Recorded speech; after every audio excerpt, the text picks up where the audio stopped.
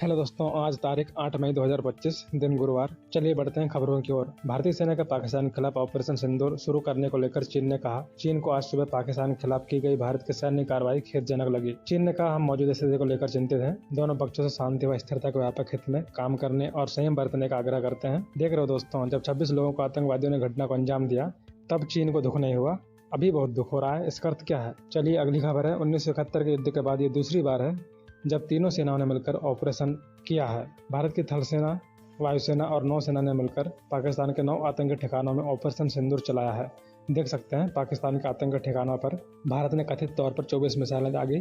भारत के लिए ऐतिहासिक उपलब्धि। मुक्त व्यापार समझौते के लिए यूके ने भरी हामी। मुक्त व्यापार समझौते को लेकर भारत और यूके सहमत हो गया है, जो दोनों देशों के लिए बड़ी लाभदायक समझौता होगा। प्रधानमंत्री ने इसे ऐतिहासिक उपलब्धि बताते हुए कहा कि यूके के प्रधानमंत्री कीर स्टारमर जल्द ही भारत आएंगे और इस समझौते से दोनों देशों के बीच रणनीतिक साझेदारी और मजबूत होगी। देख सकते हैं दोस्तों, ये है एयरसेल के संस्थापक चिन्नाकर्ण शिवशंकरन, जो कभी करोड़ों अरबों के मालिक हुआ करते थे। दिवालिया होते ही गवाए 700 करोड़।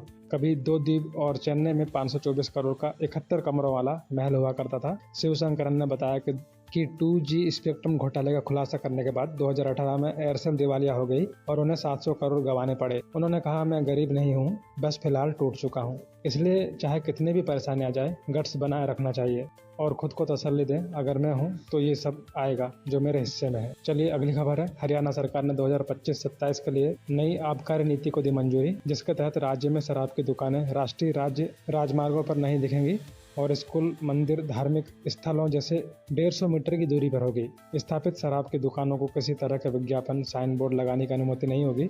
वहीं 500 या उससे अधिक कम आबादी वाले गाँव में शराब के ठेके नहीं खुलेंगे। माइक्रोसॉफ्ट से निकाले गए कर्मचारियों को अगले 2 साल तक नहीं लेगा वापस। माइक्रोसॉफ्ट अपने उन पूर्व कर्मचारियों पर 2 साल के लिए फिर से काम पर रखने पर प्रतिबंध लगा रहा है, जिन्हें कंपनी में अपने कार्यकाल के दौरान अंडर फार्मर के रूप में चिन्हित किया गया था। टीसीएस ने 2024-25 की चौथी तिमाही के लिए अपने 70% कर्मचारियों को दिया 100% तिमाही भत्ता। टाटा कंसल्टेंसी सर्विसेज टीसीएस ने वित्त वर्ष 2024-25 की चौथी तिमाही के लिए अपने 70% कर्मचारियों को 100% क्वार्टरली वेरिएबल अलाउंस दिया है। समान तिमाही में कंपनी का शुद्ध लाभ 1.7% की गिरावट के बाद 12,224 करोड़ रहा, जबकि कंपनी का कुल राजस्व 64,489 करोड़ रहा।